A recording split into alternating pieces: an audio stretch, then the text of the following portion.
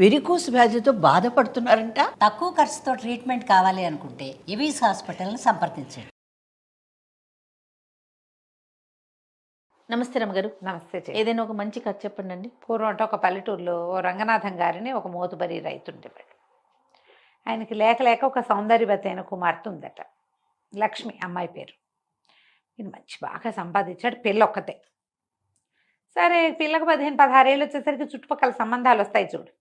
చుట్టుపక్కల ఊళ్ళల్లో ఉన్న భూస్వాములు, మోతుబర్లు ప్రతి వాళ్ళు మీ పిల్లని మాకివ్వు అని అడగటం మొదలుపెట్టారు. ఇతను వచ్చినప్పుడల్లా ఏమనేవాడంటే, ఏముందండి నాకున్నదేమో ఒక్కతే పిల్ల, మంచి యోగ్యుడైన వరుడికి పిల్లని ఇవ్వాలని నా కోరిక. ఇప్పుడు ఆ కుర్రాడు యోగ్యుడు కాకపోతే ఈ ఆస్తంతా చేతులు పెడితే నా ఎంతలోకి వస్తాయి, 4 ఏళ్లలో అవగొట్టేస్తారు.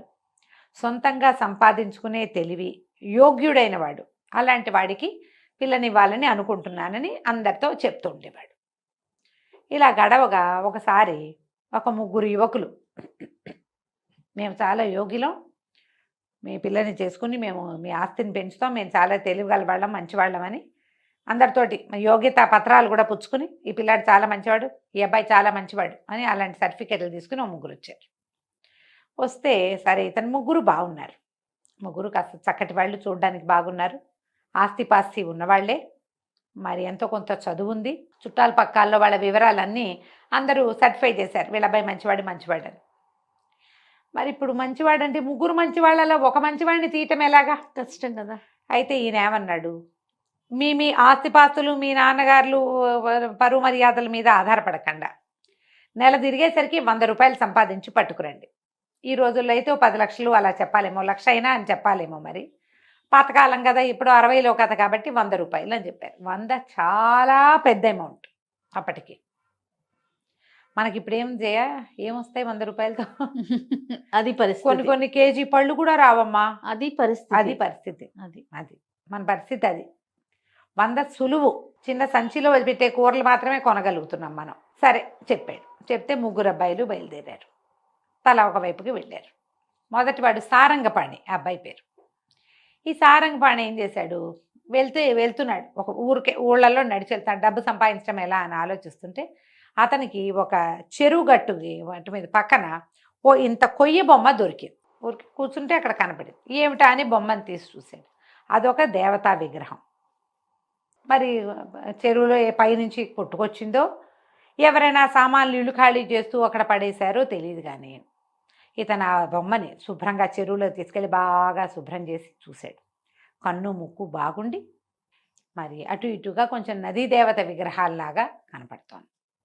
ఈ అబ్బాయి ఏం చేశాడు, ఆ ఊళ్ళోకి నడిచెళ్ళి ఊళ్ళో ఒక రావి చెట్టు దగ్గర ఒక పక్కన ఒక చెరువు కూడా, ఆ చెరువు గట్టు మీద ఆ విగ్రహాన్ని పెట్టి ప్రతిష్టలాగా పెట్టేసి మరి ఆ పక్కనున్న దేవాలయంలోకి వెళ్ళి పసుపు కుంకుమ పట్టుకొచ్చి అమ్మవారి ముఖానికి ఇవి దేవతా విగ్రహాన్ని పసుపు రాసేసి బొట్టు పెట్టి అక్కడ పెట్టాడు.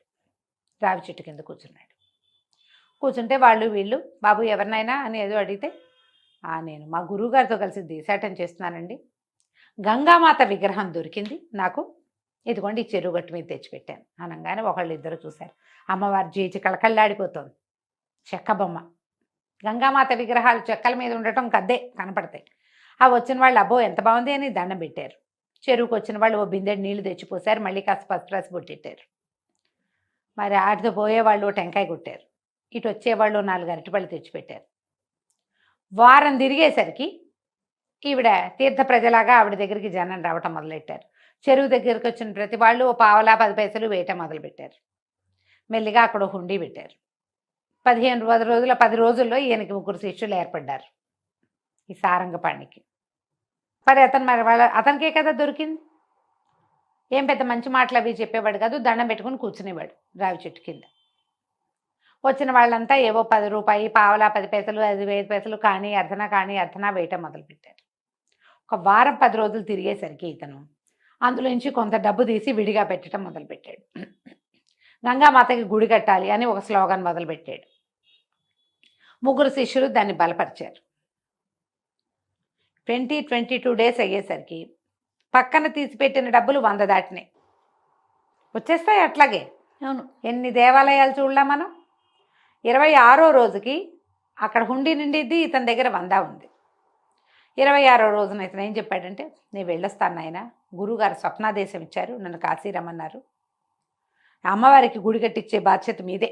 రోజులు ముందుకెళ్ళాక మీలో ఎవరు తపస్సు ఎక్కువ చేస్తే వాళ్ళని గురువుగా భావించి మిగిలిన వాళ్ళిద్దరూ శిష్యరికం చేయండి, ఈ అమ్మకి ఇక్కడే గుడి కట్టండి అని చెప్పి ఆ 100 రూపాయలు పుచ్చుకుని నడిచి వెనక్కి వచ్చేసాడు. 5-6 ఊళ్ళు మారాడు. అతను ఈ ఊరు వాడని ఎవరికీ తెలీదు.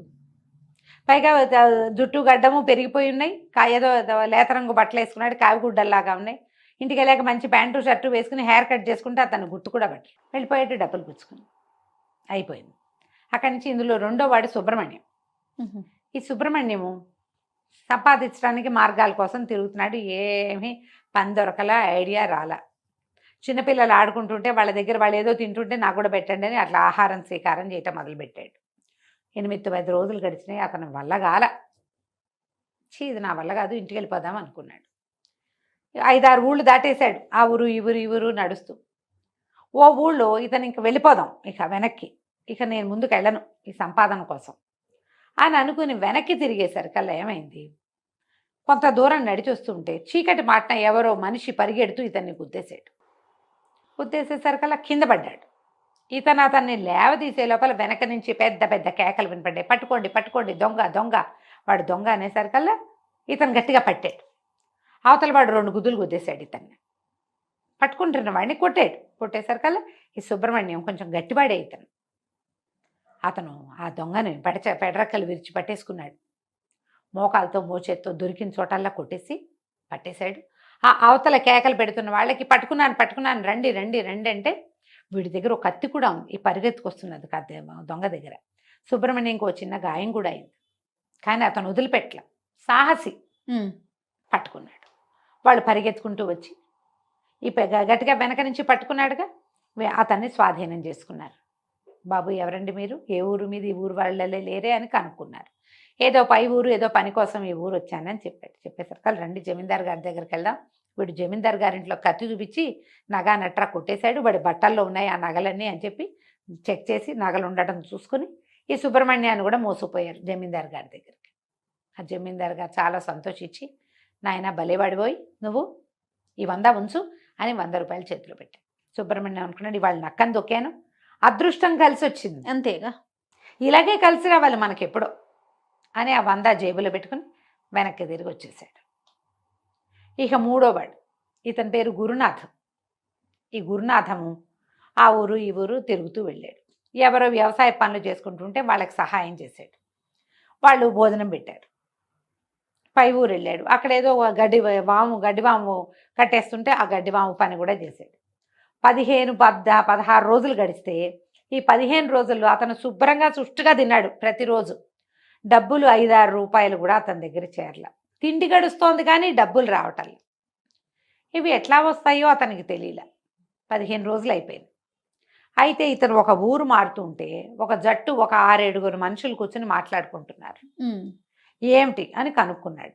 ఏంటండి అనేసరికి వాళ్ళు అన్నారు, బాబు మేము వంట జట్టు వాళ్ళము, ఇంకొక 2 మనుషులు రావాల్సింది, వాళ్ళు రాకపోతే మా పనులు ఆగిపోతాయి, వాళ్ళ కోసం చూస్తున్నాం, వాళ్ళేమో హ్యాండ్ ఇచ్చి ఇంకో జట్టుతో పోయారు, మనుషులు లేక చస్తున్నాను ఆయన, పెళ్ళి చాలా పెద్దది, 16 రోజులు అక్కడ పని చేయాలి మేము అనేసరికి ఇతను ఏమిస్తారండి అన్నారు. రోజు కూలీ ఇస్తాం నాయన, భోజనం గడిచిపోతుంది, పెళ్లి భోజనాలు కదా, రోజు కూలీ ఇస్తామంటే నేను పని చేస్తాను, నన్ను తీసుకెళ్ళండి అన్నాడు.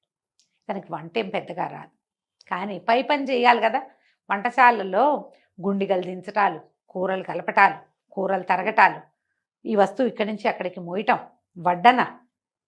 వడ్డనలు చేయాలా, పైన కర్ర పెత్తనం, వస్తువులకి కాపలా, ఇన్ని పనులు చేస్తే అవుతాయి. ఇతను వాళ్ళ దగ్గర అన్ని రకాల పనులు చేశాడు. ఆ కాలంలో చెరువు నుంచి నీళ్లు తెచ్చుకొని వంటకేసుకోవాలి, లేదా బావి నుంచి తోడాలి. బలశాలు అయితే కానీ ఆ పనులు కుదరవు. సుష్టుగా భోజనం చేయటం, శుభ్రంగా పని చేయటం, ఒళ్ళు దాచుకోకుండా పనిచేసి 100 రూపాయల పైన సంపాదించుకున్నాడు అతను. 16 రోజులు పెళ్ళి కదా, 16వ రోజుకి ఇతని నెల పూర్తయింది. వాళ్ళ దగ్గర 100 రూపాయల పైనే ముట్టినాయి అతనికి. పెళ్లి వాళ్ళు కూడా ఏదో బహుమానం చేశారు, 100కి పైనే వచ్చింది. ఆ డబ్బులు పుచ్చుకొని వెళ్ళాడు. సరే, 3 అబ్బాయిలు ఈ మోతుబరి గారింటికి చేరారు. చేరితే ఆయనకి ముగ్గురు 300 ఇచ్చారు. నాయనా ఈ డబ్బులు మీరు ఎట్లా సంపాదించారో చెప్పండి. 3 కథలు విన్నాడు. నిజాయితీగా చెప్పాలిగా. 3 కథలు విన్నాడు ఆయన. విని నేను గురునాథానికి మా అమ్మాయిని ఇస్తాను నాయన అని చెప్పాడు. మొదటివాడు సారంగపాణి కపటి, మోసగాడు. అతను ప్రజల్ని మోసం చేసి డబ్బు సంపాదించే విధానం తెలుసు అతనికి. ఓ విగ్రహం పెట్టి ఏమీ లేనిది చెరువుగట్టున ఊరికే అనాథగా పడున్న ఒక చెక్కబొమ్మని జేజించేసి ఆ ఊరి ప్రజలందరినీ మోసం చేశాడు కదా. వాళ్ళ దైవం అనే ఎమోషన్ మీద ఆడుకున్నాడు. వీడిని నమ్మచ్చా? రేపొద్దున ఇలాంటివి ఎన్ని ప్లే చేస్తాడు. ఇది కాబట్టి పెద్ద అబ్బాయి వద్దు. రెండో అబ్బాయి కేవలం అదృష్టాన్ని నమ్ముకుంటాడు. అతని ముందు 15 రోజుల్లో ఒక్కరోజు కూడా పని చేయలే, ఎక్కడ ఆలోచిస్తూనే ఉన్నాడు. పైగా ఎవరో పిల్లలు వెళ్తూ అన్నాలు తింటుంటే వెళ్ళి వాళ్ళ దగ్గర నాకు ముద్ద పెట్టండి అని తిన్నాడు. వాడిని ఎట్లా నమ్ముతావు? అదృష్టం నమ్ముకుంటే కుదురుతుందా? కానీ మూడోవాడు శ్రమని నమ్ముకున్నాడు. సరైన పని చేశాడు. ఏ పనైనా చేస్తాడు అతను. పని చేయగలిగేవాడే కదా బతకగలుగుతాడు ఎప్పుడు కూడా. వీడికి ఎప్పటికీ అడ్డులేదు ఇక జీవితంలో. ఎక్కడైనా ఇతను పట్టుబడిపోతాడు, దొరికిపోతాడు, చెడిపోతాడు, ఏం లేదు. ఎంత చెడిపోయినా పని చేసుకుని బతకగలడు. అందుకని అతనికి మా పిల్లని ఇస్తానని చెప్పి వాళ్ళ అమ్మా నాన్న కబురు చేశారు. యోగ్యతా పరీక్ష ఈ రకంగా పరిణమించింది కదా కంచికి మనం ఇంటికి. బాగుంది. నమస్తే. నమస్తే. నమస్తే రమ్మగారు. నమస్తే జయ. చందమామ కథ ఏదైనా చెప్తారా? చందమామ కథ అంటే గుర్తొచ్చింది. మొన్న మాట్లాడినప్పుడే నేను చెప్దాం అనుకున్నా, ఇవ్వను వాళ్ళు చెప్తాను. రావినూతల సువర్ణ కన్నన్ అని ఒక రైటరు, మా బందర్వారే. ఓకే. మా చిన్నప్పటి నుంచి నేను ఆవిడ సీరియల్స్ వచ్చేవి. ఈవిడ సస్పెన్స్ నావెల్స్ చాలా రాశారు. చిన్న కథలు కూడా నేను చాలా చదివాను. కొన్ని సినిమాలు కూడా తీసినట్టు గుర్తుంది నాకు. అయితే ఈవిడ చందమామ కథలు రాశారని నాకు తెలియదు జయ. ఒకవేళ అప్పుడు చదివిన రైటర్ పేరు చూసే ధ్యాస లేని ఏజ్ అది. అదేలే, స్టోరీలో వెళ్ళిపోయేవారు. వెళ్ళిపోయేది ఏదో కథ చదివేసేవాళ్ళం. మరి లేట్ 80sలో ఏమైనా రాశారేమో. ఆవిడ రాసిన ఒక చందమామ కథ చెప్తాను. ఓకే. నాకు వారు కూడా తెలుసు, అంటే మనిషితో పరిచయం లేదు కానీ మా ప్రాంతం వారే. ఆవిడ చాలా సీరియల్స్ కథలు. క్లిక్ క్లిక్ క్లిక్ అని ఒక సీరియల్ భలే ఇంట్రెస్టింగ్గా ఉండేది. చాలా ఉన్నాయి. పర్ణశాల అవి బాగుంటాయి. మిన్నాగు వీరిదే. పేర్లు గుర్తున్నాయి, చాలా పేర్లు గుర్తులేవు కానీ అన్నీ నేను వారి శైలి గుర్తుపట్టగలను. ఒకవేళ పుస్తకం ఎక్కడైనా చదివాను అనుకో, ఇది ఆవిడదని తెలిసేలాంటి ఒక ప్రత్యేకమైన డిక్షన్ బాగుంటుంది, బాగా రాస్తారు. అయితే వారి పేరు చెప్దామని అనుకున్నాను అనమాట. ఊరికే చిన్న కథ ఇది, బాగుంటుంది ఇంట్రెస్టింగ్గా. ఒక ఊళ్ళో ధర్మయ్య గారిని కొంచెం షావుకారు ఒక ఆయన ఉండేవాడు. ఆయన భార్య ఒక కూతురు ఉంది. అయితే వీళ్ళింట్లో రామచంద్రం అని ఒక కుర్రాడు పనిచేసేవాడు. ఆయన కూతురు పేరు మందాకిని. ఆ మందాకినికి రామచంద్రం అంటే ఇష్టం. వాడు మంచి పనిమంతుడు. అంటే ఇంట్లో పనులు చేయటం కాదు, పై పనులు మామూలుగా గుమస్తాల హెల్పర్స్ ఉంటారు కదా, వ్యాపారంలో సహాయం చేసేవాళ్ళు. అక్కడికి వెళ్ళి డబ్బులు పట్టి రావడం, బ్యాంకులకి వెళ్ళి రావడం, ఎవరి దగ్గరికైనా పెద్దవాళ్ళ ఇంటికి ఉత్తరాలు ఇచ్చి రావటాలు, అలాంటి పనులు చేసేవాడు. పై పనులు చేసేవాడు. అసలు అబద్ధమే చెప్పేవాడు కాదట. చాలా చక్కగా ఉండేవాడు మనిషి, మంచివాడు. ఈ పిల్ల అతని ప్రేమలో పడింది. అయితే ఆయన పిల్లకి 19 ఏడు వచ్చిందో ఏమో, ఇంకా పెళ్లి సంబంధాలు చూద్దాం అనుకుంటూ పెళ్లి మాటలు ఎత్తేసరికల్లా పిల్ల ఏమందిట, నేను రామచంద్రాన్ని పెళ్లి చేసుకుంటాను, మంచివాడు అని చెప్పింది. చెప్పేసరికి తండ్రి ఒప్పుకోలే. రామచంద్రాన్ని చేసుకోవడం ఏంటి, మన ఇంట్లో పనిచేస్తాడు, సమాన పాయాలో చేసుకోవాలి. వాడిపోయి అయితే ఈ అమ్మాయి ఏమంటుంది, నువ్వు నా నిజ చేస్తే ఈ ఆస్తంతా నాదే కాదా, మనిషి మంచివాడు, వ్యాపారాన్ని వృద్ధిలోకి తెస్తాడు, నీ తర్వాత మమ్మల్ని బాగా చూసుకుంటాడు అని పిల్ల గట్టిగా చెప్పింది. చెప్పినా ఆయన ఒప్పుకోలే. ఈ రామచంద్రాన్ని నానా దుర్భాషలు వాడి పంపేశాడు ఇంట్లో నుంచి. ఏం చేస్తాడు, తల దించుకుని అబ్బాయి వెళ్ళిపోయాడు. ఈ పిల్ల ఏం చెప్పినా ఇంకో పెళ్లి చేసుకోవడానికి ఒప్పుకోలే. కానీ రామచంద్రం పేరెత్తడం మానేసింది. ఇంకా అబ్బాయి ఇంట్లో నుంచి వెళ్ళిపోయాక ఇంకేం మాట్లాడలే. పెళ్లి మాత్రం నేను చేసుకోను. 2 సంవత్సరాలు గడిచినాయి. గడిచేసరికల్లా పిల్ల పెళ్లి పేరెత్తితే నాకు పెళ్ళి వద్దంటుంది. ఆయన దిగులు పడి అనారోగ్యం తెచ్చుకోవటం మొదలుపెట్టాడు. ఏదైనా దిగులుగా ఉందా అని అడగటం మొదలెట్టాడు. వైద్యుడు వచ్చి నాడు చూసేవాడు. ఈయనకి వీక్గా ఉండేది, ఒళ్ళు వెచ్చబడుతూ ఉండేది, పడుకునేవాడు, గుండెల్లో బరువు, ఆయాసం, నడవలేనితనం, ఇవన్నీ వచ్చేసరికి పక్క ఊరు నుంచి వైద్యుడిని పిలిపిస్తే ఆయన నాడు చూడంగానే ఏమైనా బరువు బాధపడుతున్నారా ఇలాంటివి కనుక్కునేవాడు. సరే ఈ భార్య ఏం చేసింది, ఆయన భార్య, ఓహో ఈ పిల్ల పెళ్లి గురించే ఈయన ఇంత దిగులు పడుతున్నాడని చాలా బతిమలాడి భామాలి భంగపడి కూతుర్ని మొత్తానికి ఎట్లా కొట్లా పెళ్లికి ఒప్పించింది. ఒప్పించేసరికల్లా సరే పక్క ఊళ్ళో ఒక ఆయన ఇంకో షావుకారు గారు ఉన్నాడు. ఈయన ధర్మయ్య, ఆయన ఇంకో గోపయ్య. సరే వాళ్ళ ఇంటికి వెళ్ళి వాళ్ళ అబ్బాయితో పెళ్లి సంబంధం కుదుర్చుకుందాం అనుకున్నారు. ఈ మధ్యలో ఉన్నవాడు ఎవడు పెళ్ళిళ్ళ పేరాయిలు ఉంటారు కదా పెద్దవాళ్ళు, ఆయన ఏం చెప్పాడు, ధర్మయ్య గారికి ఒక కొడుకున్నాడండి, చూపులకు బాగుంటాడు. అదే గోపయ్య గారికి కూడా కొడుకున్నాడు, చూపులకు బాగుంటాడు, మరి ఆస్తి చాలా ఉంది, ఒక మాట స్వయంగా వెళ్ళి విచారించుకోండి అని చెప్పారు. పెళ్లి సంబంధాలు చెప్పి మీరే విచారించుకోవాలి అంతే అనేసరికల్లా ఈయన ఏం చేశాడు, కూతుర్ని పెళ్లి సుముఖం చేశాడు. పక్క ఊళ్ళో ఉన్నటువంటి గోపయ్య గారి కొడుకు ఇస్తాను నిన్ను, పక్క ఊరే, మేము వస్తూ పోతుంటాం, నువ్వు కూడా వస్తూ పోతూ ఉండొచ్చు, ఎక్కువ దూరం ఇవ్వను, మా అమ్మ మా తల్లి ఒప్పుకో అంటే సరే చూసిరమ్మంది కూతురు. ఈయన పోయి ఆ గోపయ్య గారింటికి వెళ్ళాడు, పక్కనున్న చోడవరానికి వెళ్ళాడు. వెళ్ళేసరికల్లా ఆ గోపయ్య ఇంట్లోకి వెళ్ళేసరికి గోపయ్య గారింట్లో నుంచి రామచంద్రం బయటకు వచ్చాడు. బయటకు వచ్చేసరికల్లా అతను చూసి ఆశ్చర్యపడి 2 ఏళ్ల నుంచి ఆయన వెతికించాడు కూడా రామచంద్రం కోసం, కూతురు ఏడుస్తోందని. రామచంద్రం ఎక్కడన్నాడో దొరకలా ఆయనకి. ఇప్పుడు 2 ఊళ్ళ అవతల ఉన్న ఆ చోడవరంలో కనిపించాడు. ఒక క్షణం గుండెలు అటక్కమంది కానీ ఈయనేం మాట్లాడలా. అబ్బాయి అడిగాడు, అమ్మగారు బాగున్నారండి, మందాకిని కులసగా ఉందా, ఆ పొలం బాగా పండిందా, ఈ ధాన్యం బాగా వచ్చిందా, కుక్కలు పిల్లులు ఎలకలు వాళ్ళ ఇంట్లో ఉన్న వాటి అన్నిటి గురించి, వ్యాపారంలో పనిచేసే వాళ్ళు ఈయనకు ఉన్నారు కదా, ఇంట్లో గుమస్తాలు వాళ్ళు వీళ్ళు ఉంటారు, అందరు మంచి చెడు కనుక్కున్నాడు. ఏంటంటే చిక్కిపోయారు, మీకు ఒంట్లో బాగోలేదా, ఇలా కనుక్కున్నాడు. కుశలం కనుక్కున్నాక గోపయ్య గారు బయటకు వచ్చాడు. ఇద్దరు కలిసి మాట్లాడుకున్నారు, మీకెంత ఉంది మాకెంత ఉంది అన్నీ చెప్పుకున్నాక ఈయన పెళ్లి కొడుకు కోసం చూస్తున్నాడు. మరి పిల్లాడిని చూడాలి కదా.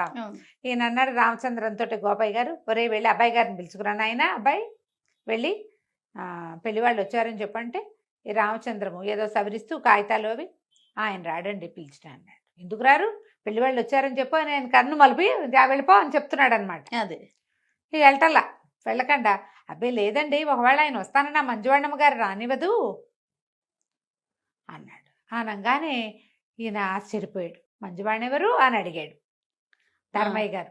అడిగేసరికల్లా ఈ కుర్రాడు అన్నాడు, రామచంద్రన్ చెప్పాడు, అదేనండి నీలవేణమ్మ గారి కూతురండి, మా అబ్బాయి గారు ఏదో పానీయం పుచ్చుకుని అతిగా ఎక్కడో రోడ్డు మీద పడిపోతే అది వాళ్ళ ఇంటి ఎదురుగుండా పడిపోయాడు, వాళ్ళేమో లోపల తీసుకుపోయి సపర్యలు చేశారు, అప్పటి నుంచి అక్కడే ఉంటున్నారు ఎక్కువగా, నీలవేణమ్మేమో మా కాబోయే అల్లుడని ప్రచారం చేస్తోంది అని.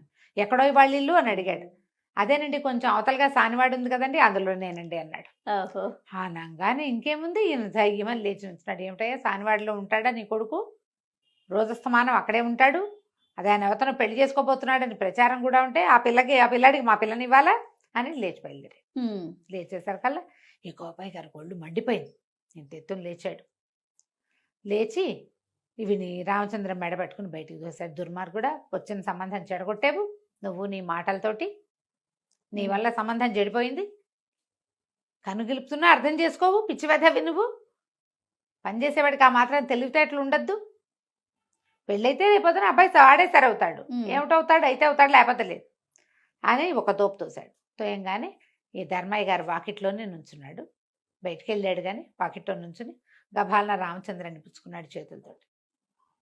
పర్వాలేదులేండి, మీ అబ్బాయికి మా అమ్మాయిని ఇవ్వం, నేను ఇంకా అల్లుడు కోసం వెతకను కూడా అక్కర్లేదు, వీడు బంగారు కొండ, అబద్ధాలు ఆడ్డు, మా అమ్మాయి చెప్తూనే ఉంది మంచివాడు నాన్న సత్యంగా ఉంటాడు అని, నేను వినలేదు, అక్కడికి ఓ ఏడాది వెతికాను నాకు దొరకలేదు, ఇవాళ దొరికాడు, మీ ఇంటికే వచ్చాను నేను పెళ్లి కొడుకు కోసం, మీ అబ్బాయి కాకపోతే ఇంకో పెళ్లి కొడుకు నాకు ఇక్కడ దొరికాడు, రామచంద్రం ఇంటికి వెళ్దాం, మా అమ్మాయిని పెళ్లి చేసుకుందు కానీ మా వ్యాపారం అది ధర్మంగా చూసుకుందు కానీ నువ్వే అని ఆ రామచంద్రం చేయిపుచ్చుకుని బండెక్కించుకుని తీసుకుపోయాడు ఇంటికి. అటు ప్రాణం పోయినా వాడు అబద్ధం చెప్పట్లా, అబద్ధం చెప్పని వాడు ఎప్పుడు సత్యంగా ధర్మంగా ఉండేవాడితోటి ఏ ప్రాబ్లము ఉండదు. అంతే కదా, వాడితో వచ్చే ప్రాబ్లమ్స్ ఏవో వాడు పడతాడు తర్వాత. ప్రధానంగా మనకు అదే కావాలి కదా. అవునండి, మనం ఎంత అబద్ధాలు చెప్పినా మన అల్లుళ్ళు ధర్మంగా ఉండాలని కోరుకోము, మనం ఖచ్చితంగా కోరుకుంటాం కదా. తీసుకుపోయాడు, చక్కగా మన దగ్గర నుంచి పెళ్లి చేశాడు, వ్యాపారాన్ని వాళ్ళకే అప్పచెప్పి కులాసాగా కాశీ రామేశ్వరం అవి తిరుగుతూ సంతోషంగా ఉన్నాడు. కథ కంచికి మనం ఇంటికి. చాలా బాగుందండి. నమస్తే రమ్మగారు. నమస్తే జయ. మంచి స్టోరీ చెప్తారా? చందమామ కథ చెప్తాం. పూర్వం ఒక గ్రామంలో ఒక గురువు గారు ఉండేవారట. ఆయనకి బోళ్ళంత మంది శిష్యులు ఉండేవాళ్ళు. ఒకడు చాలా ముఖ్య శిష్యుడుగా చాలా ఇదిగా గురువు గారి దగ్గర చాలా శ్రద్ధగా చదువుకున్నాడు. మంచి మంత్రశాస్త్రం అవి కూడా చదువుకున్నాడు అబ్బాయి. అయితే ఏమైంది, ఓసారి గురువుగారు ఏదో గ్రామాంతరం వెళ్ళారు. గురువుగారి భార్య అప్పుడు నొప్పులు పడుతుంది, ఆవిడకి సంతానం అప్పటిదాకా సంతానం లేదు గురువుగారికి. మన కుర్రాడు ఈ శిష్యుడు అమ్మగారికి కాపలా ఉన్నాడు. మరి ఎవరినో మా మంత్రసాన్యులను కేకేసుకొచ్చాడు. అమ్మగారికి ఒంట్లో బాగుండలేదని చుట్టుపక్కల 2-3 ఏళ్ళ వాళ్ళని సహాయానికి పిలిచాడు. సరే, తనేమో వాకిలి గుమ్మం దగ్గర ఉన్నాడు. ఏదైనా అవసరపడితే పలకాలి కదా మనం గబుక్కున, అందుకని అక్కడక్కడే తిరుగుతూ ఉన్నాడు. అయితే ఏమైందట, సరిగ్గా ఈ పిల్లవాడో పిల్లో పుట్టబోతున్నారు. ఒక ఆయన వచ్చాడు లోపలికి, ఈ తలుపు తోసుకొచ్చాడు. ఈ శిష్యుడిని తప్పించుకుని పురిటి గదిలోకి వెళ్ళబోతున్నాడు. తీరా చూస్తే శిష్యుడు ఏదో మంత్రం పునశ్చరణ చేసుకుంటూ తలకాయ ఎత్తి చూడును కదా, అది బ్రహ్మదేవుడు. వచ్చిన ఆయన లోపలికి వెళ్ళాలన్నాడు. లోపలికి వెళ్ళాలి, బ్రహ్మదేవుడు చూడలేదు ఇంకా, ఇతను తెలుసుకోవాలి, కానీ తర్వాత తెలిసిందనమాట. లోపలికి వెళ్ళాలంటే లోపలికి వెళ్ళటం ఏమిటి, పురుడవుతోంది లోపల, అమ్మగారు నొప్పులు పడుతున్నారు, నువ్వు అట్టా వెళ్ళడానికి వెళ్ళేదని నాకు తెలుసు. ఆ పుట్టబోయే బిడ్డకి తలరాత రాయడానికి వెళ్తున్నా, అది భూమి మీద పడేసరికి రాస్తట ఆయన మన పక్కన నుంచుని రాయటానికి వెళ్తాంటే అప్పుడు ఈ మంత్ర పునశ్చరణ వల్ల అతనికి తెలిసింది ఈయన బ్రహ్మదేవుడు అని. అలాగా ఏం రాత్రి అయిపోతున్నారండి అన్నాడు. ఏం రాత్రి అయిపోతాను, ఏదో వాడి మొహం చూస్తే రాస్తాను అనేసరికల్లా కాదు కాదు నాకు చెప్పండి అని అడిగాడు. ఇంతకీ ఏం పిల్ల పుట్టబోతుంది, మగపిల్లాడే పుట్టబోతున్నాడు అంటే ఏం రాస్తారు, వాడి మొహాన్ని ఏముంది, వాడికి ఆ జీవుడికి ఏముంది అంటే, ఏముంది బాగానే ఉంటాడు, వాడి జీవితాంతం, వాడికి రోజు వాడి దగ్గర ఎప్పుడు 1 మూట బియ్యం 1 ఆవు మాత్రమే ఉంటాయి, అదే వాడి గతి అని చెప్పాడు ఆయన. పికమొహం వేశాడు. అయ్యో, గురువుగారికి మగపిల్లాడి పుడతాడు, సంతోషంగా ఉంది, లేక లేక కలుగుతున్న సంతానం. 1 మూట 1 ఆవేనా పిల్లాడికి వాడి జీవితంలో సంపాదన, ఇంకేం ఉండదన్నాడు ఆయన. లోపలికి వెళ్ళిపోయాడు. ఈయన లోపలికి వెళ్ళి ఆయన బయటకు వచ్చేసరికల్లా పిల్లాడు పుట్టాడన్నారు. రాత రాసేసి అదృశ్య రూపంలో వెళ్ళిపోయాడు. ఈయన అదృశ్యంగానే ఉన్నాడు, ఈ కుర్రాడికే కనిపించాడు. ఈయనకి ఏం చెప్పాడంటే, ఈ విషయం నువ్వెవరికి చెప్పకూడదు. మరి అంతేగా, సీక్రెట్ కదా. సీక్రెట్ కదా, బ్రహ్మరాత ఎప్పుడు సీక్రెటే కదా. మళ్ళా 3 సంవత్సరాలు గడిచినాయి, 3 ఏళ్ళు. 3 ఏళ్ళు అయ్యేసరికల్లా గురువుగారి భార్య మళ్ళీ నొప్పులు పడుతుంది. మళ్ళీ సేమ్ శిష్యుడే ఉన్నాడు వాకిట్లో. గురువుగారు కూడా ఉన్నారు కానీ ఆయన ఇక్కడ లేరు, ఊళ్ళోనే ఉన్నారు. కానీ మళ్ళీ బ్రహ్మదేవుడు గారు వచ్చాడు. శిష్యుడు అడిగాడు, అయ్యా ఈసారి ఏం పిల్లండి అని. ఈసారి ఆడపిల్లే పుడుతుంది అంటే, ఈ పిల్లైనా సజావుగా ఉండదంటే, ఎందుకు ఉండకేమి లక్షణమైన పిల్ల, రోజు పెళ్లి సంబంధం వస్తుంది కానీ దీనికి పెళ్లి కాదు, రోజుకో పెళ్లి సంబంధం వస్తుంది అన్నాడు. శిష్యుడు చేష్టలు దక్కి నుంచున్నాడు. బ్రహ్మదేవుడు లోపలికి వెళ్ళాడు, రాత రాశాడు, ఆడపిల్ల పుట్టింది, అయిపోయింది. చాలా బాధగా ఉండేది అబ్బాయికి. ఇంకో 2-3 ఏళ్ళు నడిపిల్లలు అంతంతా ఎదిగాక చంటి పిల్లని ఎత్తుకుని తిరిగేవాడు. పిల్లాడు 4 ఏళ్ళ వాడు, 5-6 ఏళ్ళ వాడు అయ్యాక ఇతను వెళ్ళిపోయాడు ఇంటికి. కానీ ఎప్పుడూ అతనికి గురువుగారి మీదే ఉండేది. ఆ మాటలు ఎవ్వరికీ చెప్పకూడదు, గురువుగారికి కూడా చెప్పకూడదు కదా. ఉన్నాడు. కొంతకాలానికి ఇతను పెద్దవాడయ్యాడు, వివాహం అయింది, పిల్లలు పుట్టారు. పిల్లల వివాహాలు చేసే సమయానికి ఇతనికి అనిపించింది, ఆడపిల్లకి పెళ్లి చేసేసరికి, అమ్మో గురువుగారు అమ్మాయికి పెళ్ళయిందో లేదో, ఆ పిల్లాడు ఎట్టా ఉన్నాడో అని గురువుగారు ఆనుపాను తీశాడు. కనుక్కుంటే గురువుగారు పరంపదించారు, అమ్మగారు కూడా వెళ్ళిపోయారు. పిల్లాడికి పెళ్ళయింది, పిల్లకి ఇంకా పెళ్లి కాలేదు, ఉన్నారు అని తెలుసు. తేలేసరికల్లా సరే ఇతను ఏం చేశాడు, సంసారం అంతా మేనల్లుడికి వాళ్ళకి అప్పచెప్పాడు. మేనల్లుడికి కూతుర్నిచ్చి, ఇల్లు వాకిలి చూసుకోరా, నేను మా గురువుగారిని చూసొస్తాను, ఇంత చదువుకున్నాం, ఇంత సంపాదించుకున్నాం, ఇదంతా గురువుగారి వల్లేను, వాళ్ళని చూసొస్తానని బోల్డంత ప్రయాణం చేసి, అప్పట్లో పక్క ఊళ్ళు వెనక ఊళ్ళు కాదు కదా, ప్రయాణం చేసి గురువుగారింటికి చేరాడు. అయితే వాకిట్లో చక్కగా కామధేను వల్లే ఉంది ఒక ఆవు దూడ. లోపలికి వెళ్తే ఇల్లేమో అయ్యవార్ల నట్టిల్లే ఉంది, ఓ బియ్య బస్తా మాత్రం ఉంది వాళ్ళ దగ్గర. అక్కడి నుంచి పిల్ల చక్కగా ఉంది, చూడ చక్కటి పిల్ల, బంగారు బొమ్మల్లే ఉంది. గురువమ్మగారు కూడా బాగుండేది, ఆవిడ పోలికే వచ్చి పిల్ల చిలకల్లే ఉంది. రోజు ఒక పెళ్లి సంబంధం వస్తే ఎప్పటికీ పెళ్ళి అవ్వదు. పిల్లాడికి పెళ్ళయింది, ఆ వదిన గారు ప్రతిరోజు పెళ్లి సంబంధం వస్తుంది, ఈ పిల్లకి పెళ్ళెప్పుడు కుదురుతో, దీని పేడెప్పుడు విరగడవుతుందని వదిన గారు తెగ తిట్టిపోసి రాల్చిపోస్తుంది ఆ పిల్లని, తిట్టిపోసి. వీడికి ఏం సంపాదించినా వీళ్ళకి ఆవు ఉంటుంది, మూట ఉంటుంది, ఇంక ఎంతకంటే రూపాయి రాదు. ఆయన ఏం చెప్పాడో అదే జరుగుతుంది. అమ్మ బ్రహ్మరాత భలే గట్టిగా రాసావు తాత నువ్వు అని అనుకుని పలకరించి, అబ్బాయి గుర్తుపట్టేవిట్రా అంటే, నేను ఫలానా నీ చిన్నప్పుడు ఇక్కడ ఉండేవాడిని అంటే, నువ్వు తెలియపోవడం ఏమిటి అన్నయ్య, రా అని పిల్లాడు ఆసక్తిగా కుర్రాడు ఈయన్ని పిలిచాడు. ఉండు మా ఇంట్లో అని, నీకు పెద్దగా ఏమి పెట్టలేవు, నా బతికిద్దాగే ఉందంటే, ఏం పర్వాలేదు నాయన, మజ్జిగ ఉంది, అన్నం పచ్చడి వేసుకుని మజ్జిగ అన్నం తిన్నాడు. ఉన్నాక ఏం చేసినా ఇంతకంటే రావటం లేదు నాకు అని చెప్పాడు. బియ్యం దీకుండా ఉంటాయి, బియ్యానికి బాధ లేదు. ఆ ధరలో ఏదో దొరుకుతుంది, కూరనారో దొరుకుతుంది అంతే. బియ్యం మూట అంటే అన్నానికి లోటు లేదు వాళ్ళ దగ్గర. అక్కడి నుంచి తను ఏమన్నాడు, పాప ఒక మంచి ఆలోచన చెప్తారా, నేను చెప్పినట్టు చేస్తావా అన్నాడు. నువ్వు చెప్పినట్టు చేస్తానన్నయ్య చెప్పమన్నాడు. మరి రేపొద్దున మన దగ్గర ఉన్న బియ్యం అన్నీ సంతర్పణ చేసి ఊళ్ళందరికీ భోజనాలు పెట్టేసి ఇంకేముంది తర్వాత బియ్యము అన్నాడు, అవే వస్తాయి. ఆవు ఉంది కదా, ఆవును అమ్మేసి ఇంట్లోకి బట్టలు కొనుక్కొచ్చేసి ఈ ఆవుని బియ్య బస్తాన్ని ఉండనివ్వద్దు. మనకి ఎట్టా వస్తుంది, నీవు చెప్తున్నావు కదా నీకెప్పుడు ఆవు ఉంటుంది బియ్యం ఉంటాయని. ఆవు బియ్యం ఖర్చు పెట్టేస్తే వస్తాయో రావో చూద్దాం, అంతగా రాకపోతే నేను కొని పెడతా. బాగా ఆలోచించుకున్నాడు ఇతను. వద్దన్నాడు, అమ్మో నేను చేయలేను, నా ధైర్యం చాలటలేదే, పెళ్ళాన్ని తిట్టిపోస్తుంది అన్నాడు. ఏం పర్వాలా, నీకు ఇస్తాగా నేను డబ్బులు, చేసి చూద్దాం, ఏం చేస్తారో చూద్దాం అని చెప్పాడు. చెప్పేసరికల్లా సరే బాగానే ఉంది. మర్నాడు 3వ రోజు చుట్టుపక్కల బ్రాహ్మణ్యం అందరికీ చెప్పాడు, కుర్రాడు వెళ్ళి మా ఇంట్లో భోజనాలు పెడతాం, సంతర్పణ చేస్తున్నామని. ఊళ్ళో వాళ్ళు కూడా ఎవరైనా వచ్చి తినేసేయచ్చు. బియ్య బస్తాదుగా బియ్య బస్తాడు వండేసేసి ఏవో చిత్రాన్నాలు చేశారు, అందరినీ పిలిచారు, పెట్టేశారు, అయిపోయినాయి బియ్యం. అక్కడి నుంచి అన్నయ్య గారి సలహా ప్రకారం ఆవును సంతకు తీసుకెళ్ళి ఆవు దూడ 2 పట్టుకెళ్ళిపోయాడు, సంతలో అమ్మేసేసాడు. అక్కడి నుంచి భార్యకి బట్టలు, ఓ చంటి పిల్లాడు ఉన్నాడు, వాడి బట్టలు, తనకి ఇంట్లో బట్టలు, ఇంట్లోకి కావాల్సిన సామాన్లు అన్నీ తెచ్చేసుకున్నాడు. అయిపోయినాయి. తెల్లవారేసరికి జమీందారు గారు తల్లిపోయింది. తల్లిపోయి 10 రోజులైంది. ఎవరో వచ్చి వస్తామన్న వాళ్ళు దానాలు పెట్టడానికి ఎవరూ రాలేదు. బాబు మీరు రండి అని తీసుకెళ్ళారు. తీసుకెళ్ళి ఓ బస్తా బియ్యము, ఒక ఆవు దూడ దానం. సాయంత్రం అయ్యేసరికి ఆవు దూడ బస్తా బియ్యము వచ్చేసాయి ఇంటికి. సరే 2వ రోజు మళ్ళీ 2 రోజులు 3 రోజులు అవ్వగానే మళ్ళీ ఆవును అమ్మేద్దాం పట్టన్నాడు అన్నయ్య. ఇలా బాగా ఆలోచించాడు, ఆవును అమ్మేశాడు. అమ్మేసేసి ఇంకేవో సామాన్లు తెచ్చేసాడు ఇంట్లోకి. అక్కడి నుంచి బియ్య బస్తా పోసేసి మళ్ళీ సంతర్పణ అన్నాడు. బియ్యము ఇంట్లో సామాన్లన్నీ అయిపోతుండగా మళ్ళీ ఖబర్ వచ్చింది, వాళ్ళు ఎవరో పోయారు, గోదానం. మళ్ళా బియ్యం బస్తా. ఇదే కంటిన్యూ కొన్నాళ్ళు ఇట్ అయింది. తర్వాత అయినా సరే వీళ్ళు బియ్యం ఖర్చు పెట్టేస్తారు, బియ్యం కూడా అమ్మేసేస్తారు, ఆవుని అమ్మేసేస్తారు, డబ్బులు చేసేసుకుంటున్నారు. ఏవో ఒకటి కొనేస్తారు, బంగారాలు టింగారాలు కొనేస్తారు. బియ్య బస్తా ఉండాలి, ఆవు ఉండాలి. వాడి శాస్త్రం, వాడి మొహాన్ని రాసున్నది ఏమిటి, బియ్య బస్తా ఆవు. బాగుంది. ఇట్లా గడుస్తుండగా ఒకరు ఏమైంది, తర్వాత ఎవరు మరణించలే, ఊళ్ళో ఎక్కడా మరణాలు లేవు.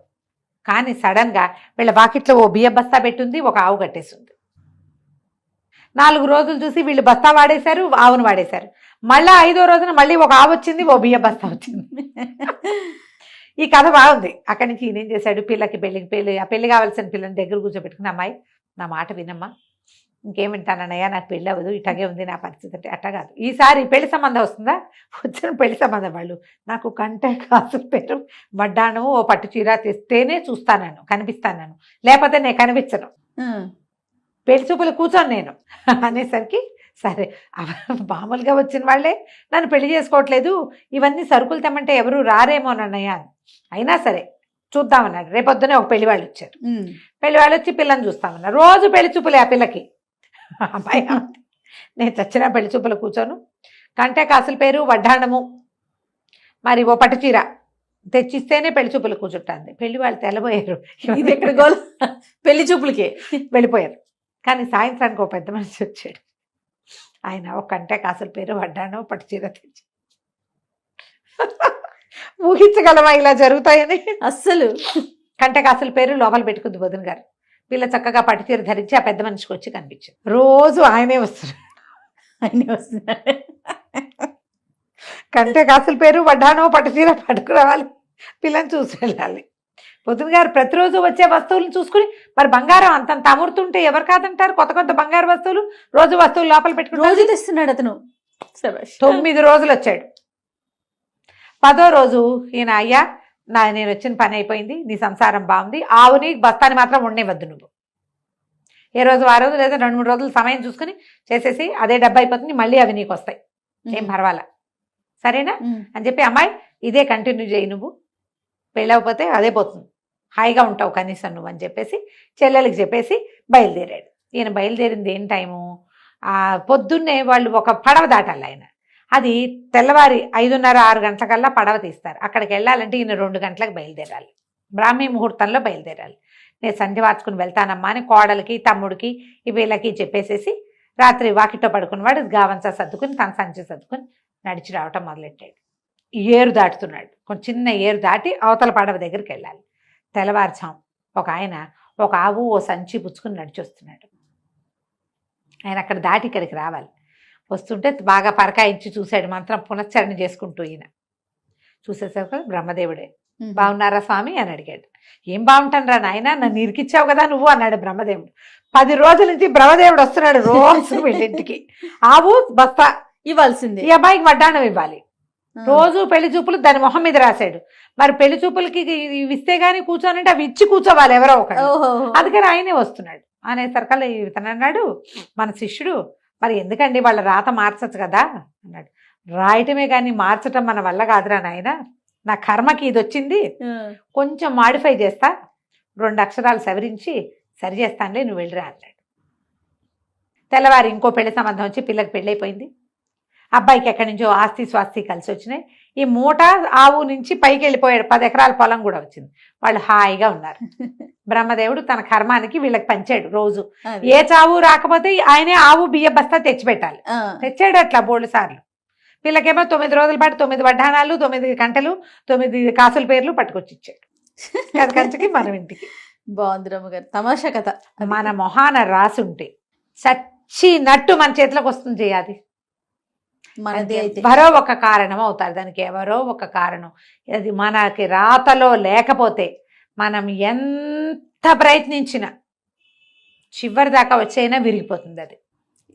అంతే. నిజం రమ్మగారు. నమస్తే. నమస్తే. Welcome to our channel. ఈ రోజు నాతో పాటు రమ్మగారు ఉన్నారు. నమస్తే రమ్మగారు. నమస్తే జయ. రమ్మగారు, చందమామ కథలను పిల్లలు భలే ఇంట్రెస్ట్ చూపిస్తున్నారండి. కింద మనకి కామెంట్స్ కూడా చాలా బాగున్నాయి. ఇంకా ఇలాంటివి ఎక్కువ చెప్పించండి, ఎక్కువ మాట్లాడండి రమ్మగారితో అనేసి అడుగుతున్నారు.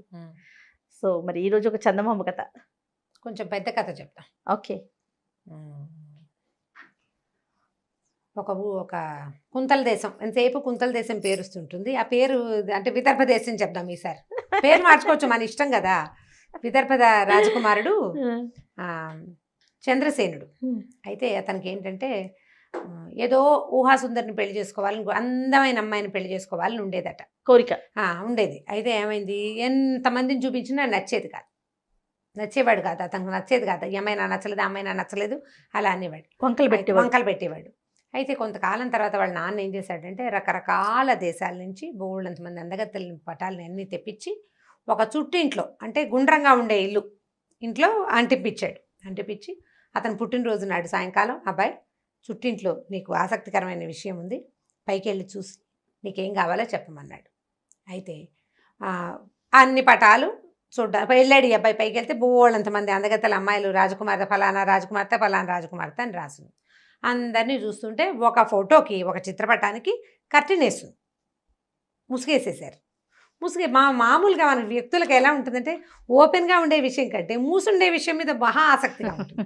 ఈ కుర్రాడు ఏం చేశాడు, ఈ చుట్టుపక్కల ఉన్న అమ్మాయిలందరూ బాగున్నారు, వీళ్ళతో సరిపెట్టుకోకుండా ఈ మూసున్న దాంట్లో ఏముందో చూద్దామని ఆ కర్టెన్ లాగాడు.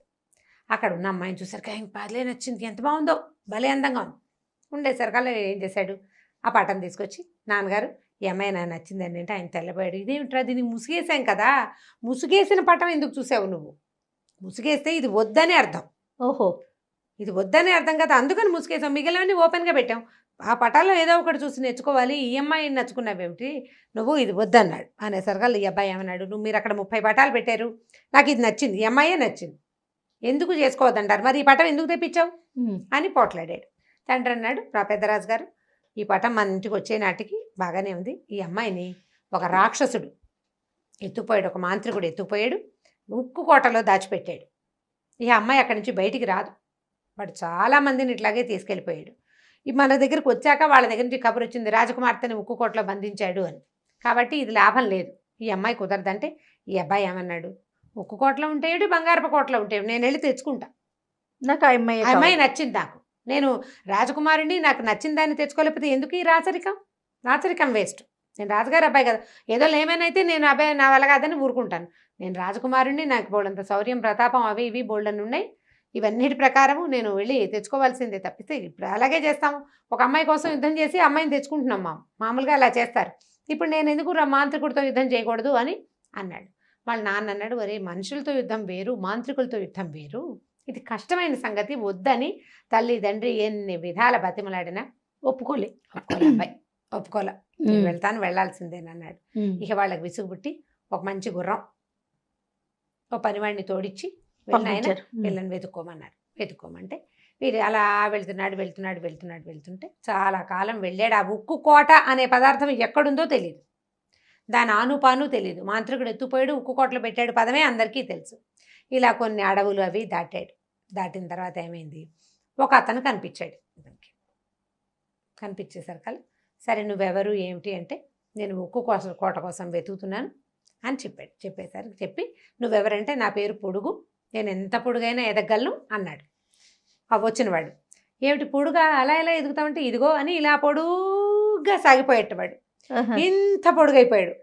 వాడికి అంత పొడుగు, వాడికి ఎంతంత పొడుగు కాళ్ళు, ఎంతంత పొడుగు చేతులు ఉంటాయి, అంత పొడుగు అయ్యేసరికల్లా రాజుకి ఆశ్చర్యం వేసింది. రాజకుమారుడికి, అబ్బా భలే బాగున్నావోయ్, నువ్వు నాతో ఉండాలి, నీలాంటి వాడు ఉంటే నా ప్రయాణం చాలా బాగా ఉంటుంది, రా అని తెచ్చుకుని. ఈ పనివాడు ఉన్నాడుగా, వాడు చక్కగా వంట అది చేస్తాడు, ఈ పొడుగు కూడా చక్కగా భోజనం పెట్టి దగ్గర కూర్చోబెట్టుకున్నాడు. అప్పుడు ఏమన్నాడంటే, మనం ఉక్కు కోట వెళ్ళాలి, ఈ ఉక్కు కోట ఎక్కడుందో చూడు నువ్వు అనేసరికల్లా వీడింత పొడుగ్గా శుభ్రంగా సుష్టిగా తిన్నాడు వీళ్ళతోటి. ఈ పొడుగ్గా పైకి ఎదిగి ఆ చెట్ల మీద నుంచి దూరంగా అక్కడ ఫలానా చోట ఉక్కు కోట కనపడుతుంది, మనం చాలా దూరం వెళ్ళాలి, పద వెళ్దామని తీసుకెళ్ళేసరికి ఇద్దరు కలిసి దారిలో వెళ్తున్నారు. వాడికి తెలుసు కదా దారి, ఆ దారి ప్రకారం వెళ్ళడం మొదలుపెట్టారు. వెళ్తుంటే మధ్యలో ఒకడు కనపడ్డాడు. వీళ్ళిద్దరూ పలకరించుకున్నారు, ఈ పొడుగును వాడి పేరు ఏమిటంటే అడ్డం. అడ్డం అంట. అయితే అడ్డం అంటే, నువ్వేంటి ఇలా లావుగా అవుతావా, నువ్వేమవుతావు, అడ్డంగా నుంచుంటావా అని అడిగితే, కాదు నేను అడ్డంగా పెరుగుతానని. వాడు అని గాలి లోపలికి పీల్చుకుని నోరు మూసేసుకున్నాడు. ఆ గాలి ఎలా ఎక్స్పాండ్ అయిందంటే ఇలా పెరగడం మొదలుపెట్టాడు అడ్డంగా. వాడు ఇంత అడ్డం, ఎంత అడ్డం అంటే వాడు పెరిగిన వాడి శరీరానికి చూసుకుని వీళ్ళిద్దరూ చెరో పక్కకి పరిగెత్తారు, లేకపోతే వాడి కింద పడి నలిగిపోవాల్సిందే, అంత అడ్డం పెరిగిపోగలడు. వాడి దగ్గర ఆ శక్తి ఉంది. సరే అప్పుడు చాలా బాగుంది అన్నారు. ఇక మొత్తం శరీరం అంతా దగ్గరికి తీసుకున్నారు. నువ్వు కూడా మాతో రా, మాతో పాటే ఉండు, మాతో పాటే తిందుగానని సరే తీసుకెళ్లారు. వీళ్ళు ముగ్గురు వెళ్తుంటే, ముగ్గురు అంటే రాజకుమారుడి పనివాడు గుర్రము ఉన్నాయిగా, వెళ్తూ ఉంటే వాళ్ళకు ఒక కుర్రాడు కనపడ్డాడు. వాడు ఏంటంటే కళ్ళకి గంతలు కట్టుకుని అట్లా నడుచుకుంటూ పోతున్నాడు. రాజకుమారుడు, ఇదేమిటి వీడు ఇలాగా గంటలు కట్టుకుని ఎట్లా నడుస్తాడు, కళ్ళ గంతలు కట్టుకుంటే కష్టం కదా, ఇబ్బంది కదా అనేసరికి ఆ అబ్బాయిని పట్టుకున్నారు. వాడి పేరు చురుక్కు కళ్ళు. ఆ అబ్బాయిని అడిగాడు, నువ్వు కళ్ళ గంతలు కట్టుకుంటే ఎట్లా నడుస్తావో, ఈ కళ్ళ గంతలు ఏంటి, కాదండి నేను చూశానంటే చాలా ప్రమాదాలు జరుగుతాయి, గంతలు లేకపోతే, గంతలున్నా నేను చూడగలను, ఓహో ఎక్కడున్నా నేను చూడగలను, ప్రతి వస్తువు నా కంటికి కనపడుతుంది, గంతలు తీస్తే ప్రమాదం వస్తుంది అన్నాడు. ఏది తీసి చూపించంటే వాడు గంతలు తీయగానే ఆ దగ్గరలో ఉన్న చెట్టు భగభగా మండిపోయి కాలిపోయింది.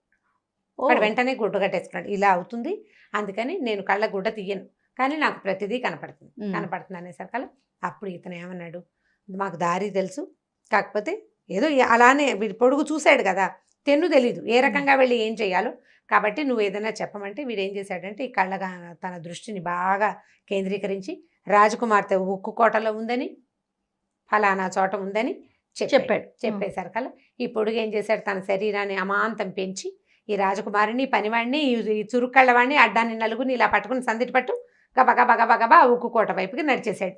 ఇంత పొడుగాటి వాడు పెద్ద పెద్ద అంగలు వేసుకుంటూ వెళ్తాడు కదా, అక్కడికి వెళ్ళారు. వెళ్ళేసరికల్లా ఏమైంది, బయట బోల్డ్ అన్ని రాతి గుర్రాలు, రాతి మనుషులు, అసలు ఎంతమంది ఉన్నారో అట, అన్ని రాతితోనే, అన్ని రాతివే.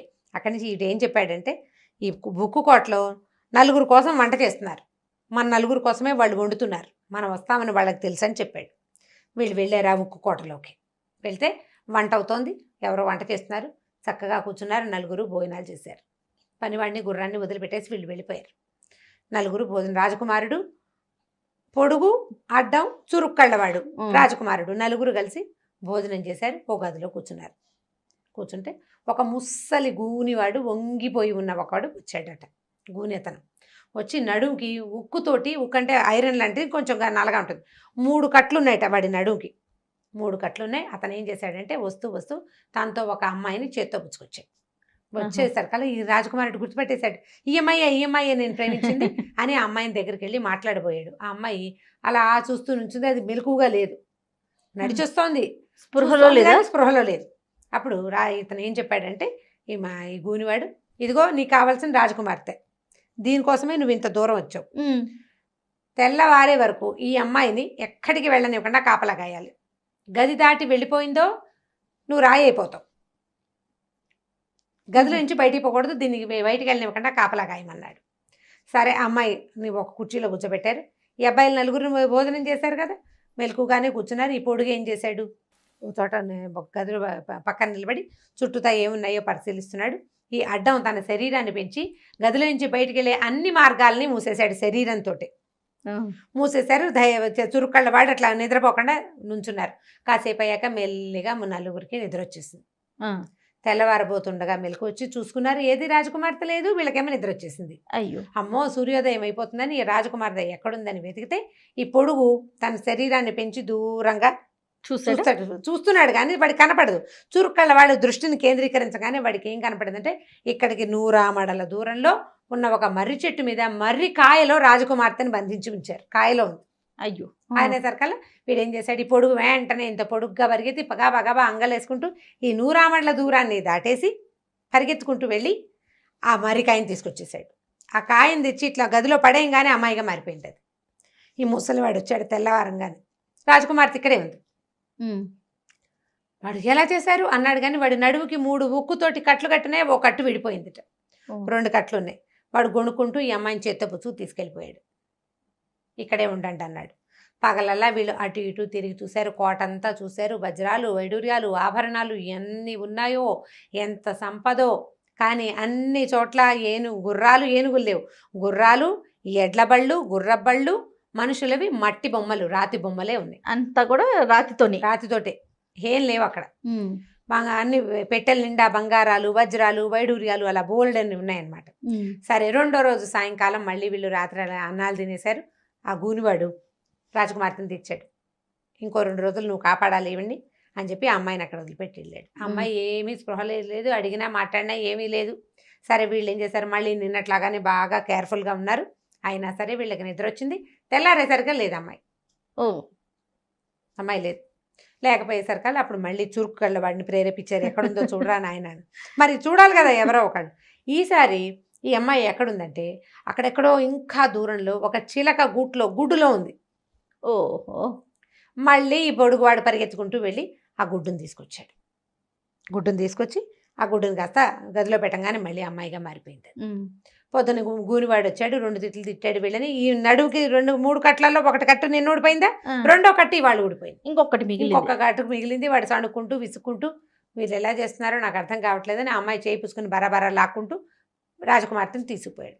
3వ రోజు రాత్రి ఏం చేశారు, అన్నాలు తిన్నారు. ఈ రాజకుమార్తె వచ్చి నుంచునుంది వీళ్ళ దగ్గర. ఒక మంచం మీద పడుకోబెట్టారు. అమ్మాయిని మెలకుగానే చూస్తూనే ఉంది. వీళ్ళు చూస్తూ చూస్తూ చూస్తూ నిద్రపోయారు. సూర్యోదయానికి కొద్దిసేపు ముందే వీళ్ళకి మెలకు వచ్చింది. చూసుకున్నారు, అమ్మాయి లేదు, మాయమైపోయింది. ఇప్పుడు ఈసారి చూస్తే ఎలా కనపడిందంటే వాళ్ళకి ఒక సరోవరంలో నిండా నీళ్లు ఉన్నాయి. ఆ సరోవరంలో అడుగున ఒక ముత్యపు చెప్ప ఉంది. ఆ చిప్పలో ఒక ఉంగరం ఉంది. ఉంగరంలో ఉంది రాజకుమారి, ఉంగరంలో ఉన్న ముత్యంలో. ఓహో. ఇప్పుడు ఏం చేశారు వీళ్ళు కాస్త, అంటే మరి అక్కడ సరోవరం లోపల ఎక్కడుందో కనపడుతోంది. సరే వీళ్ళిద్దరు పొడుగు అడ్డం ఇద్దరు పరిగెత్తారు. ఈసారి అడ్డం ఏం చేశాడంటే శరీరాన్ని పెంచి సరోవరంలో ఉన్న నీళ్ళన్నీ తాగేసేట, మొత్తం నీళ్లు తాగేయంగానే సరోవరం ఖాళీ అయిపోయింది. వీడు గబగబా ఆ ముత్యాన్ని లోపల ఉన్న ఉంగరాన్ని తీసాడు. ఉంగరాన్ని తీసేసరికి ఈ లోపల ఏమైంది, మెల్లిగా సూర్యుడు వచ్చేసాడు. ఈ ముసలివాడు గది దగ్గరకు వచ్చేస్తుండేసరికి వీడు ఏం చేశాడంటే ఎక్కడో ఉన్నారు అక్కడి నుంచి గురి చూసి ఆ ఉంగరాన్ని డామని గదిలో పడేలాగా కిటికీలోంచి విసిరేసాడు. వాడు లోపలికి వచ్చేసరికి ఈ ఉంగరం వచ్చి నేల మీద పడింది. ఇది కాస్త అమ్మాయిగా మారిపోయింది. మారిపోగానే స్పృహ వచ్చేసింది అమ్మాయికి. వెంటనే ఈ ముసలివాడు నడువుకి 3వ కట్టు ఉంది కదా, అది 3వ ఉక్కు కట్టు విరిగిపోగానే వాడు ఒక కాకిలాగా మారిపోయి బ్యామని కావమని పిచ్చి పిచ్చిగా అరుచుకుంటూ ఈ కిటికీలోంచి బయటకు వెళ్ళిపోయాయి. ఓహో. బయటకు వెళ్ళిపోయేసరికి అప్పటిదాకా ఉక్కుగా ఉన్న కోటంతా సినిమాలలాగా మారిపోవటం మొదలుపెట్టింది. అక్కడి నుంచి ఈ అమ్మాయి అడిగింది, మీరు ఎవరు, ఏమిటి, నన్ను ఇక్కడి నుంచి కాపాడారు, వీడు రాక్షసుడు నన్ను ఎత్తుకొచ్చేసాడు. ఇప్పుడు ఆ మాంత్రికుడు ఏడంటే మాంత్రికుడు కాకి అయిపోయాడు కదా. అక్కడి నుంచి చురుక్కళ్ళవాడు పొడుగు అడ్డం కూడా వచ్చేసారు ఇక్కడికి. వచ్చిన తర్వాత వీళ్ళు చూసుకున్నారు, ఆ మొత్తం కోట నిండా ఉన్న అన్ని రాతి మనుషులు, అన్ని మట్టి మనుషులు, మట్టి విగ్రహాలు మనుషులుగా గుర్రబళ్ళుగా మారిపోయారు. వాళ్ళంతా ఇక్కడికి వచ్చి ఈ రకంగా ఉండిపోయారు. అక్కడి నుంచి పెట్టెల నిండా వజ్రాలు వైడూర్యాలు ఉన్నాయి కదా, ఒక్కో పెట్టెలోంచి 10 20 అమ్మాయిలు చొప్పున బయటకు వచ్చారు.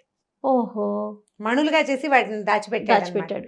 ఈ రాజకుమారిని చాలా సంతోషించి నన్ను పెళ్లి చేసుకోమని ఒప్పుకుంది. అప్పుడు ఈయన ఏం చేశాడంటే ఈ స్నేహితుల్ని ముగ్గురిని కూడా వెంబడ పెట్టుకుని ఈ రాజకుమార్తెలందరినీ వాళ్ళ కోసం వచ్చిన బళ్ళు గుర్రాలు మనుషులు ఉన్నారు కదా, ఎవరి దారిని వాళ్ళని వాళ్ళ ఇళ్ళకి పంపించేసి తను కూడా ఈ రాజకుమార్తెను తీసుకుని ఇంటికి వచ్చి హ్యాపీగా పెళ్లి చేసుకున్నాడు.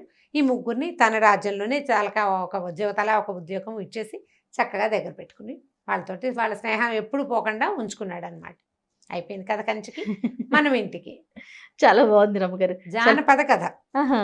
ఓకే, ఊహకి అందకుండా ఊహ పిల్లల అందదు కంటే కదా. మనం చెప్పేయచ్చు కానీ అదే ఆలోచిస్తే సాధ్యమా అనిపిస్తోంది. అంటే సాధ్యం కానివే కదా కథలు కథలు. అదే అదే మనం అలాంటి కథలు మనం చూడలేదా? సూపర్ హిట్ అయిపోయింది కదా, ఎక్కడో పడిన పిల్లాడు ఇక్కడ తేలేడు.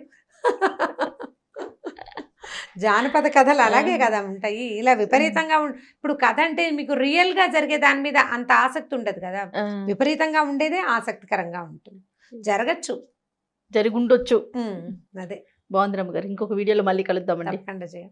ఈ వీడియో కనుక మీకు నచ్చినట్లయితే లైక్ చేయండి, షేర్ చేయండి. మరిన్ని వీడియోస్ కోసం మా ఛానల్ని సబ్స్క్రైబ్ చేసుకోండి.